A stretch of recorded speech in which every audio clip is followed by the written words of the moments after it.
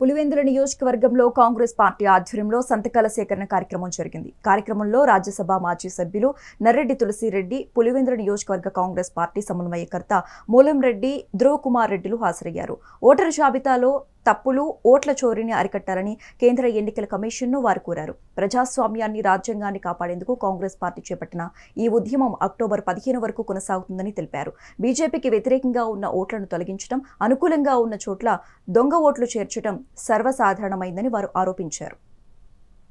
సక్రమంగా ఓట్లు పడవనుకుంటే ఆడ అర్హులైన ఓటర్లనే వాళ్ళ జాబితా నుండి తీసేస్తారు.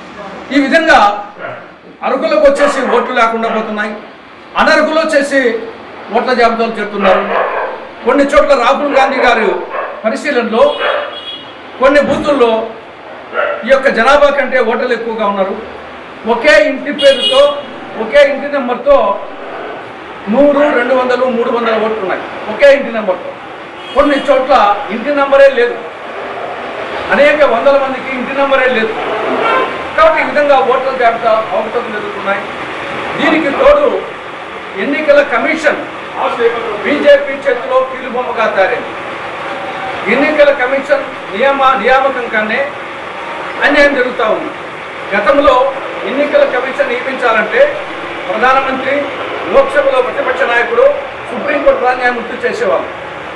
ఇటీవల బీజేపీ సవరణ చేసింది, సుప్రీంకోర్టు ప్రధాన న్యాయమూర్తి స్థానంలో కేంద్ర మంత్రిని పెట్టింది. అంటే ప్రధానమంత్రి, కేంద్ర మంత్రి ఇద్దరు ఒకే పక్క ఉంటారు. కాబట్టి ఎన్నికల కమిషన్ అపాయింట్మెంటే సక్రమంగా జరగడం లేదు.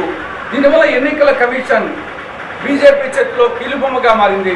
దీనివలన ఈ ఓటర్ల జాబితా అవకతవకలు, ఈ విధంగా రిగ్గింగులు, సైక్లింగులు, డబ్బు పంపిణీ జరుగుతున్నాయి.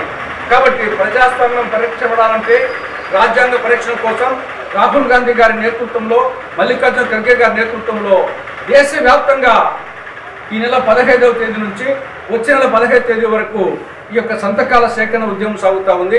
అందులో భాగంగా కడప జిల్లా పులివెందుల అసెంబ్లీ నియోజకవర్గంలో వేంపల్లె మండల కేంద్రంలో ఈరోజు సంతకాల సేకరణ కార్యక్రమం చేపట్టడం జరిగింది.